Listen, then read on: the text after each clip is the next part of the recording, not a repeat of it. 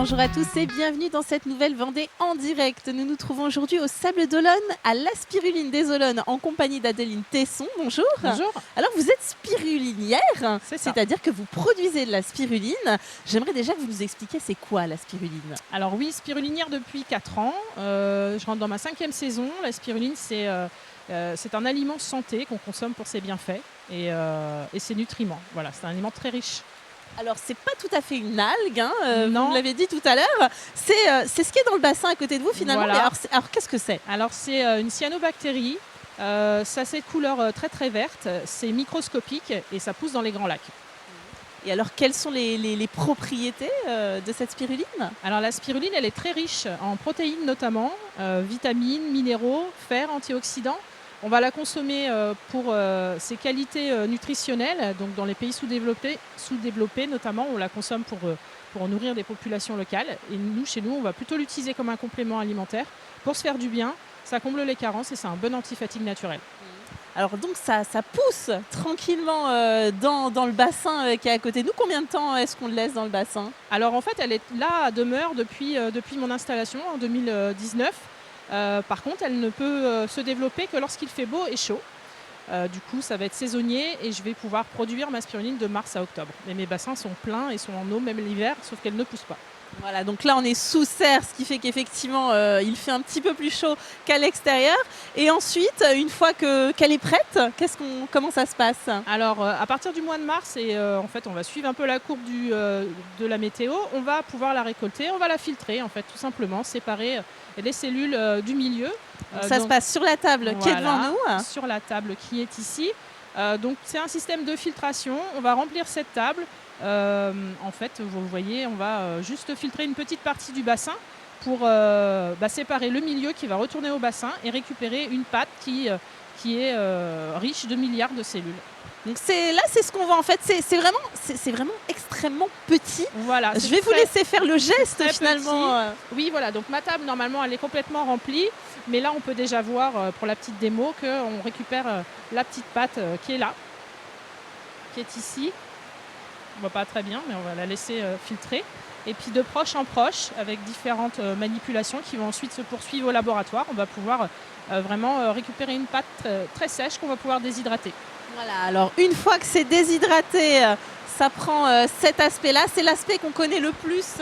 Voilà, peut-être. Donc on la propose sous forme déshydratée, des petites brindilles. On va consommer une cuillère à café tous les jours, pendant 1 mois, 2 mois, 3 mois de cure. Et voilà.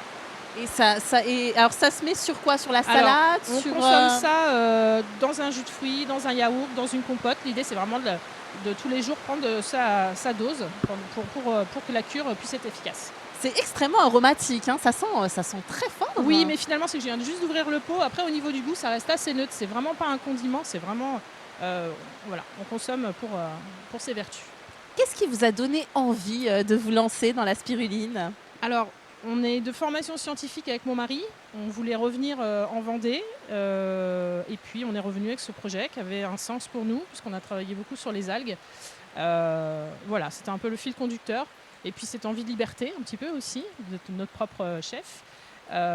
Et de pouvoir nous installer, parce que ce n'était pas gagné de trouver un travail dans notre métier et de rester dans la région. Donc, c'était vraiment cette idée-là.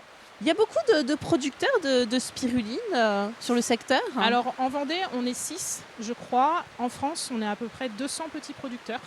Donc on n'est pas seul. Et puis on a une belle communauté en fait, qui permet de pouvoir discuter de problématiques et puis de commander du matériel en commun. Donc, voilà, c'est uniquement des petites productions, hein, vous me disiez. Oui, c'est ça, petite production. En France, on essaye de garder cet esprit spiruline artisanale, spiruline de qualité. Un séchage à froid notamment, donc petite quantité, et puis vente en local. Voilà. Et la demande, elle est croissante, les gens se penchent de plus en plus sur ce type d'aliment? Oui, et d'autant plus qu'en France, on ne produit pas assez pour la demande et qu'il y a quand même beaucoup de spiruline qui vient de l'étranger. Donc finalement, on a toujours un bel... la spiruline a un bel avenir devant elle.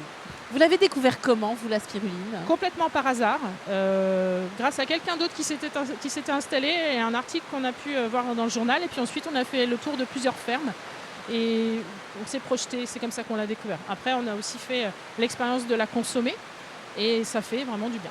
Oui, vous ressentez les, Ouais. les bénéfices, les Oui, bienfaits oui. Oui, toute la famille s'y met régulièrement. Et s'installer pour lancer comme une exploitation telle que celle-ci, est-ce que c'est compliqué? Alors, oui et non. C'est compliqué dans le sens où c'est un métier agricole, donc faut se confronter à tout ce qui est le côté administratif du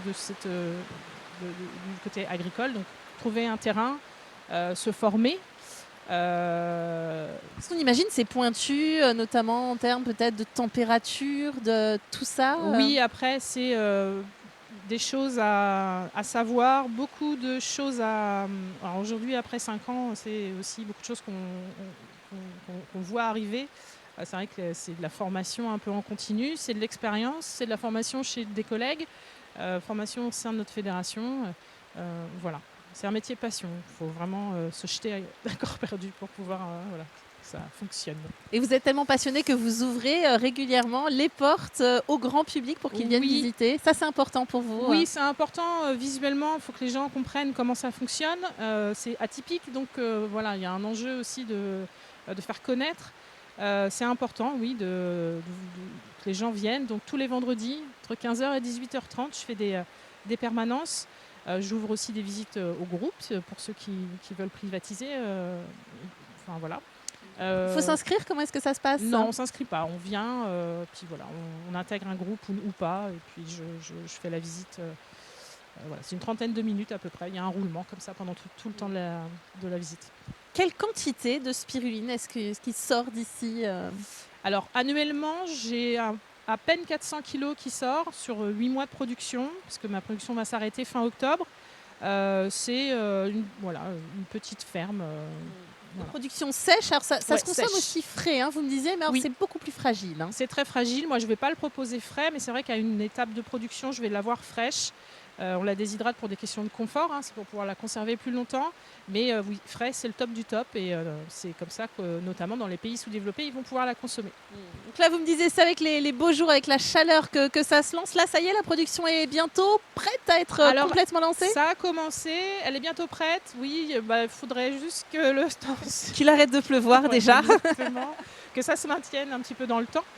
Mais la saison, elle a déjà un petit peu commencé. Ça fait 1 mois et demi que ponctuellement, je fais des récoltes. Mais c'est prometteur pour 2023. Voilà, une belle année prometteuse en tout cas pour la spiruline. Merci beaucoup de nous avoir fait découvrir cela. Et c'est la fin de cette émission de La Vendée en direct. À très bientôt.